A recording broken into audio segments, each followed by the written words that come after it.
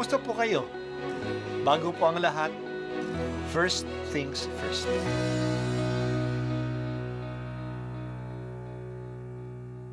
Good morning po. Sinisimulan po natin ngayon ang first things first.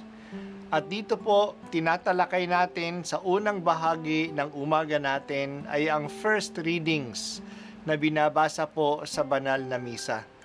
Ito pong tinatalakay natin kasi madalas po kasi marami na tayong alam tungkol sa gospel readings. Pero konti po ang nagsasalita sa first readings. Pero ang first readings, bahagi din po yan ng Biblia, ng banal na kasulatan.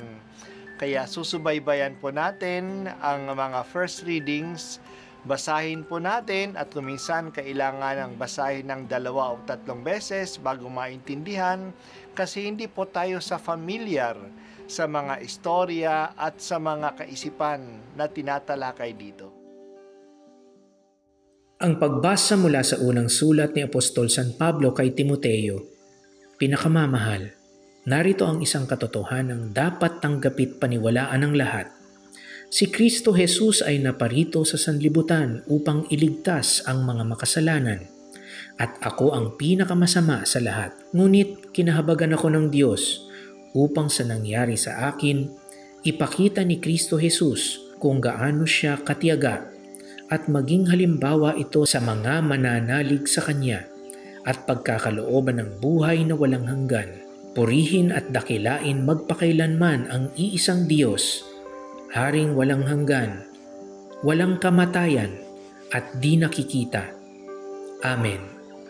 Ang salita ng Diyos. Salamat sa Diyos. Pinanghahawakan ni Pablo ang katotohanan ito at walang sawa niyang ipinapahayag. Ano ang katotohanan yon? Si Kristo Jesus ay naparito sa sanlibutan upang iligtas ang mga makasalanan. Mahigpit na pinanghahawakan ito ni Pablo at hindi siya nagsasawa na ibalita ito kasi naranasan niya mismo ito. Makasalanan siya. Isa nga siya sa pinaka-makasalanan. Inusig niya ang mga Kristiyano. Pero kahit na gano'n ang kanyang ginawa, hindi siya pinarusahan ng Diyos. Hindi lang siya pinatawad. Pinagkatiwalaan pa siya. Ginawa pa siyang lingkod ng Diyos na magdala ng magandang balita sa mga hintil na itinuturing din ng mga Hudyo na makasalanan. Kasi sumasamba sila sa maraming Diyos. Makabundo ang mga ugali ng mga hintil. Masasabi ni Pablo sa kanila na mahal sila ng Diyos at hindi paparusahan, kundi papatawarin kasi naranasan niya mismo ito. Itinuring niya ang kanyang sarili na halimbawa ng kagandahang loob ng Diyos. Matyaga ang Diyos sa kanya. Matyaga ang Diyos sa lahat ng mga makasalanan. Kaya manalig na lang tayo sa Kanya at kahit na anong ginawa natin, pagkakalooban pa rin niya tayo ng buhay na walang hanggan. Talagang dakila ang Diyos. Dakila ang pag-ibig niya sa atin. Iba ang pamamaraan ng Diyos kaysa atin. Para sa Diyos, walang sayang na karanasan. Pati na ang masasamang karanasan ay ginagamit niya upang magdala ng kabutihan. Sa maraming grupo ng simbahan, marami ang nagpapatotoo ng ginawa ng Diyos sa kanila. Sa harap ng maraming tao, sinasabi nila kung ano sila noon, kung gaano sila kasama, pero iba na sila ngayon.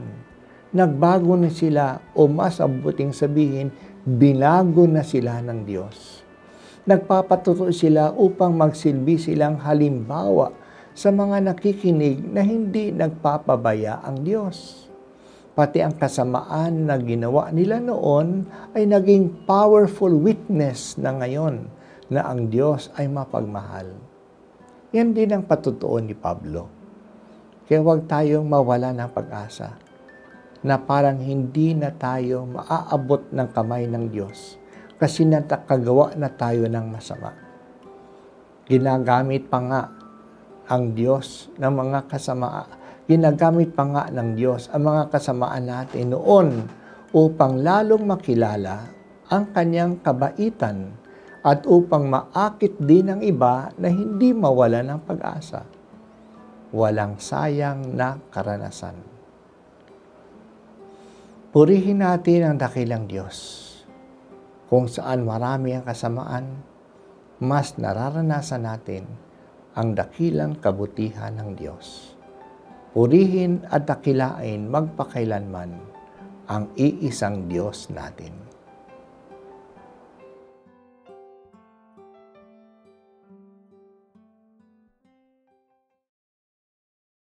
At ako po ay si Bishop Broderick Pabilio dito sa First Things First.